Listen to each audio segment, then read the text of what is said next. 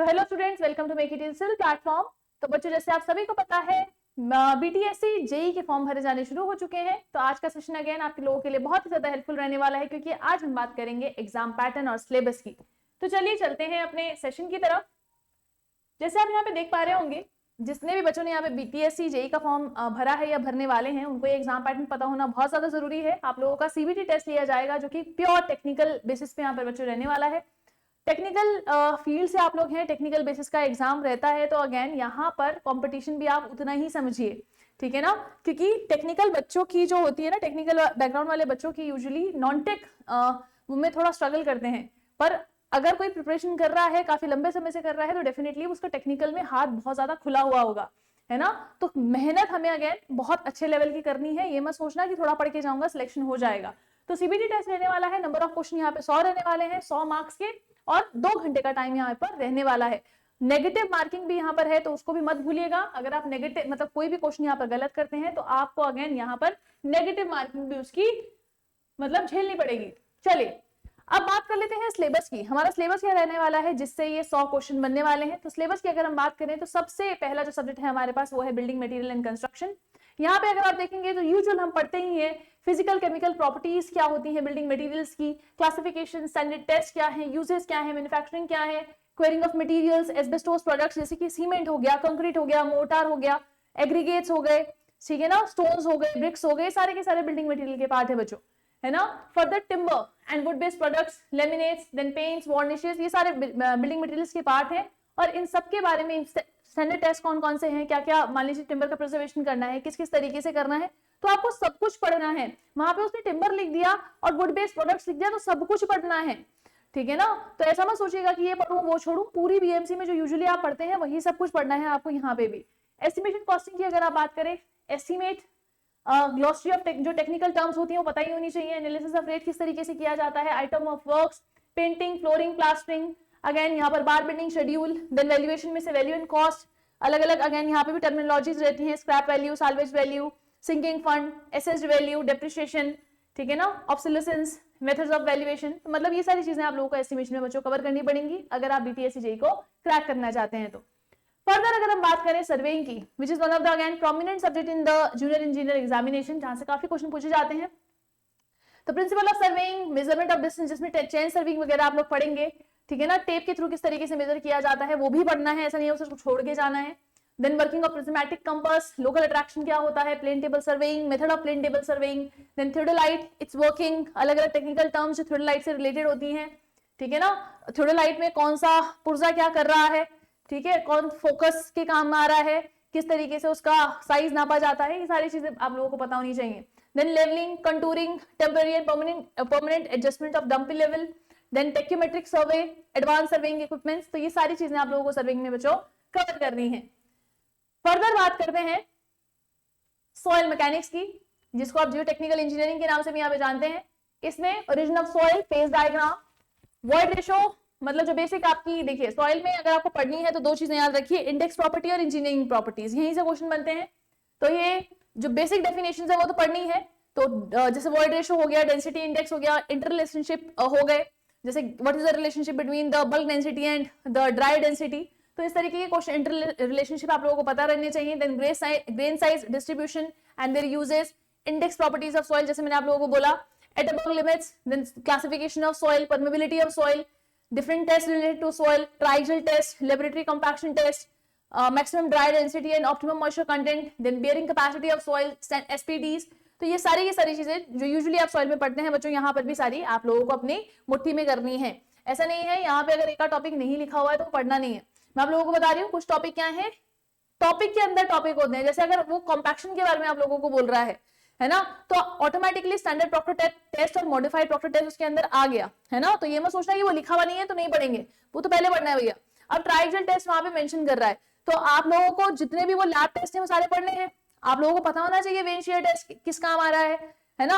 आप लोगों को पता होना चाहिए अनकंसोलिडेटेड अनड्रेन टेस्ट क्या है, आप लोगों को पता होना चाहिए कंसोलिडेटेड ड्रेन टेस्ट कौन सा है, कहाँ यूज होता है। तो ये सारी चीजें आप लोगों को मतलब समटाइम्स टॉपिक के अंदर ये सब टॉपिक्स इंक्लूसिव रहते हैं। फर्दर हाइड्रोलिक्स की अगर आप बात करेंगे, फ्लूइड की properties, hydrostatics, measurement of flow, Bernoulli's theorem और उनकी application, then flow through pipes, flow in open channels, weir, flumes, spillways, pumps and turbines. यहां से क्वेश्चन बच्चों आप लोगों के बनने वाले हैं when we talk about the hydraulic.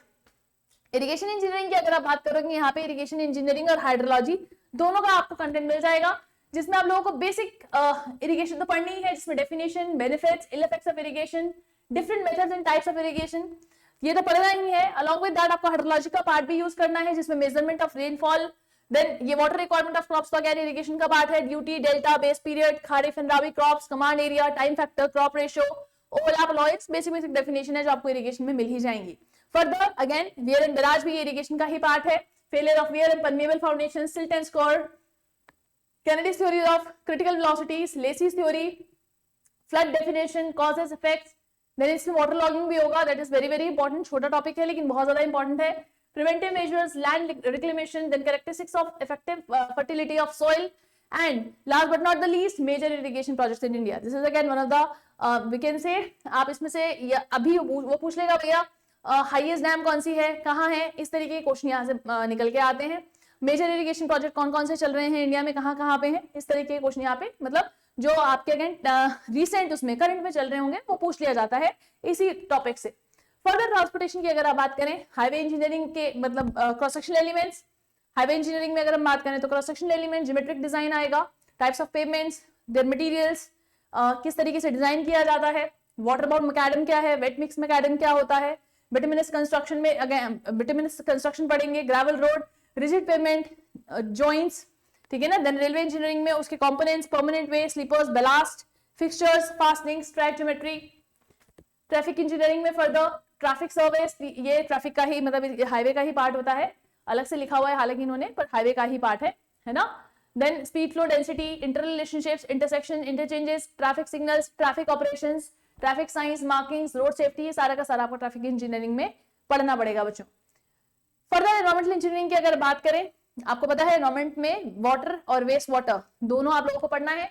Then quality of water, source क्या है, प्यूरिफिकेशन, डिस्ट्रीब्यूशन किस तरीके से किया जाना है, यहाँ पर आपको WTP वाटर ट्रीटमेंट प्लांट और सीवेज ट्रीटमेंट प्लांट दोनों का पता होना चाहिए बच्चों।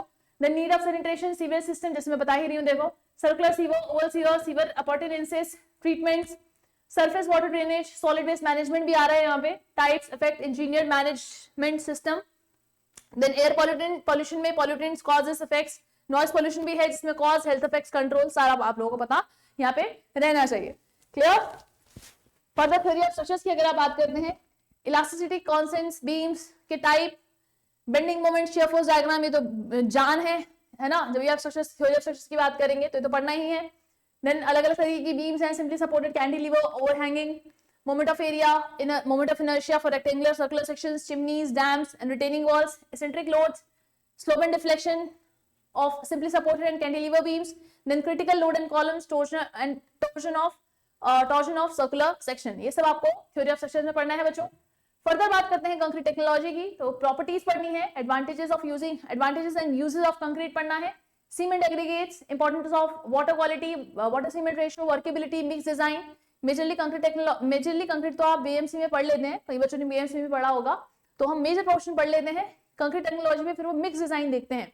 पर कंक्रीट टेक्नोलॉजी अपने आप में एक अलग सब्जेक्ट है बच्चों, आप कंक्रीट का पोर्शन नहीं पढ़ते हैं खाली उसमें, वो तो कह रहा हूँ आरसीसी में भी कुछ पोर्शन पढ़ ही लेते हैं, पर कंक्रीट टेक्नोलॉजी अलग से ही सब्जेक्ट है, इसलिए उन्होंने अलग से ही लिखा है ना।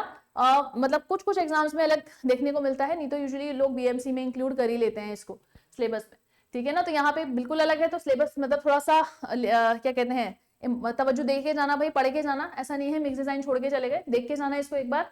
Mix design, storage, batching, mixing, placement, compaction, finishing, ये सारा का सारा, हालांकि आप बीएमसी में भी कुछ बच्चों ने पढ़ा होगा, अगर वहां पे आपके पास कंटेंट है तो वहां से पढ़ सकते हैं, कोई दिक्कत नहीं है। फिर curing of concrete, quality control of concrete, hot weather and cold weather concrete, trust में this is very very important, यहाँ पे पूछ लेता है किस टेम्परेचर के ऊपर हॉट वेदर कंक्रीटिंग की जाती है, किस टेम्परेचर के नीचे कोल्ड वेदर कंक्रीटिंग की जाती है, तो ये तो बहुत इंपॉर्टेंट है, याद रखिएगा। इनके अलग अलग, हॉट वेदर कंक्रीटिंग का अलग कोड है, कोल्ड वेदर का अलग कोड है, ठीक है ना, इसलिए भी इंपॉर्टेंट है। Repair and maintenance of concrete structures, है ना, तो ये सब पढ़ना है सीटी में। देन आरसीसी में beams, flexural strength, shear strength उनकी, bond strength, then design of singly and doubly reinforced cantilever, T beams, lintels, then one way two way slabs, isolated footings, reinforced brickwork, columns, staircases, retaining wall, water tank भी पढ़ने हैं बच्चों यहाँ पे, है ना। सो यहाँ पर डिजाइन क्वेश्चन आने वाले हैं, RCC design question may be based on both limit state and working stress method, तो उसके लिए भी प्रिपेयर रहें। फर्दर स्टील डिजाइन, यहाँ पे स्टील डिजाइन से steel design and construction of steel columns, beams, roof trusses, plate girders, तो ये सब आपका स्टील से बच्चों यहाँ पे पूछा जाने वाला है। तो ये था आपका all in all syllabus in brief जो कि आप लोगों ने देखा अपने एग्जाम के लिए। किसी भी एग्जाम को क्रैक करने के लिए सबसे पहले उसका सिलेबस क्रैक करें, क्योंकि अगर आपने एक बार उसका सिलेबस क्रैक कर लिया, सिलेबस अपनी मुट्ठी में कर लिया, तो आपको एग्जाम पे विजय दिलाने से कोई नहीं रोक सकता बच्चों।